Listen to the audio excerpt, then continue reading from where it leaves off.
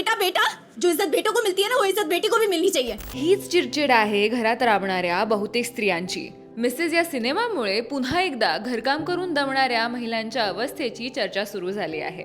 तुम्हाला माहिती आहे आपल्या भारतात सर्वात जास्त मनुष्यबळ कुठल्या क्षेत्रात काम करतं?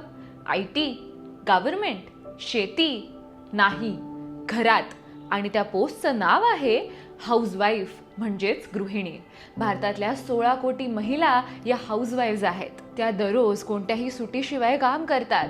त्यांचे वर्किंग आवर्स फिक्स नसतात आणि सर्वात महत्त्वाचं म्हणजे त्यांच्या या कामाचे कुठलेही पैसे मिळत नाहीत. मग घरकामाचे पैसे द्यायचे असतील तर महिन्याला कितीचा पगार मिळेल? आपल्या महाराष्ट्रातल्याच एका खटल्यात कोर्टाने असा पगार ठरवला होता. 2014 मध्ये एका ST बसने बाईकवरून जाणाऱ्या कुटुंबाला धडक दिली आणि त्यात 33 वर्षीय गृहिणीचा मृत्यू झाला. 2020 मध्ये मोटर ऍक्सिडेंट क्लेम ट्रायब्युनल या कोर्टाने महाराष्ट्र परिवहन मंडळाला एक आदेश दिला.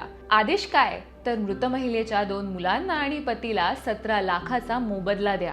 मग कोर्टाने असं सांगितलं की त्या महिलेच्या मृत्यूमुळे कुटुंबाला फ्युचरमध्ये मिळणाऱ्या संगोपनाचा मोबदला देण्यात यावा. म्हणजे फार नाही तर ती महिला जे घरात काम करत होती त्याचं मूल्य कोर्टाने महिन्याचे 5,000 रुपये असं नक्की केलं.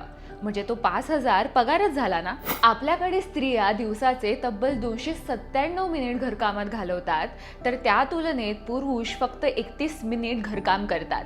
आणि यामध्ये फक्त गृहिणीच नाही तर वर्किंग वुमनचा सुद्धा समावेश आहे. समजा घरी काम करायला मदतनीस ठेवली तर कितीतरी पटीने अधिक पैसे मोजावे लागतात. मग आता चर्चा सुद्धा होते की घरातल्या कामासाठी गृहिणींना पगार द्यावा का? मग आम्हाला असं म्हणायचं आहे का की प्रत्येक गृहिणीला स्वतंत्र पगार मिळावा? तर नाही. ही माहिती सांगण्याचा उद्देश हाच आहे की घरकाम सुद्धा एक काम आहे आणि त्या कामाला व्हॅल्यू आहे. पण आजही त्या कामाला आणि ते काम करणाऱ्यांना कमी लेखलं जातं.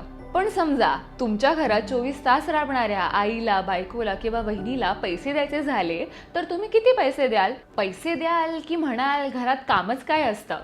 काय कराल तुम्ही?